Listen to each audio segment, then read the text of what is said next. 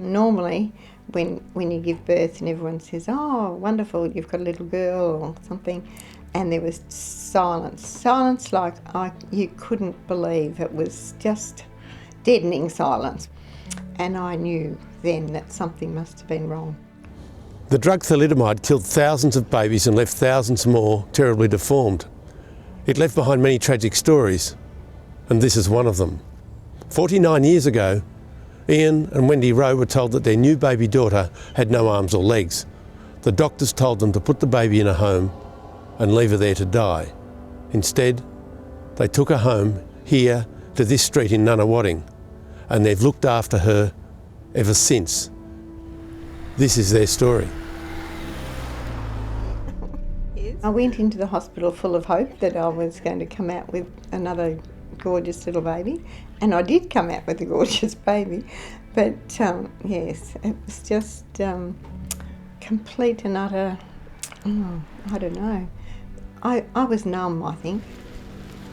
I can remember when she was born exactly. I can recall that very vividly, and I remember the first time I really had a proper look at her. I almost fainted with just, the overwhelming enormity of what we were faced with. There was this gorgeous little head with fuzzy hair standing up, little face, and this little body. I mean, she weighed 5 pound 10, and it was solid. She was a solid little body, but that's all there was. And it was just really overwhelming. While I was in hospital, they said you would be better to put her in a home and forget about her, because in 6 months' time she won't be around. They said she'll get so many chest infections, she won't move and she'll just die.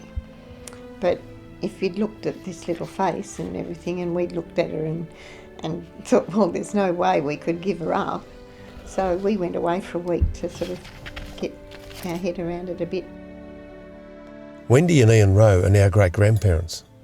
Ian's nearly 80 and Wendy is only 3 years younger. Many people their age are in retirement homes or no longer with us. They still look after their daughter, but for how much longer? This is the question they face every morning and every night.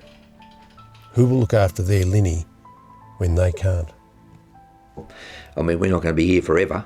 Well, we've got 3 daughters who will always take an interest in her, 3 other daughters, but one's in Queensland, one's in Balan, and one's close by at Dingley. But then they've got their lives to live, and they've all got children and family and grandchildren and so on. And both of us have got crook backs through doing lifting when we were younger. I mean, Linny can do things for herself, but she can't get a drink, she can't go to the toilet, she can't get in and out of bed, 49 years. Yes, so it's something that probably I, in one way, choose to forget, but in other ways I'm blessed with Linny. I mean, the doctor just said to me, look, it's a chance in a million. It could have been the Queen. I thought, yeah, well, I could have won lotto too, yeah. But yeah, I didn't, yeah. Are you lucky or unlucky? I am very lucky because my mum and dad are still together and I'm still living at home. And most of my friends have had parents separated and not living at home. I'm extremely lucky there. That's good. So you chose your parents very wisely. I think I have.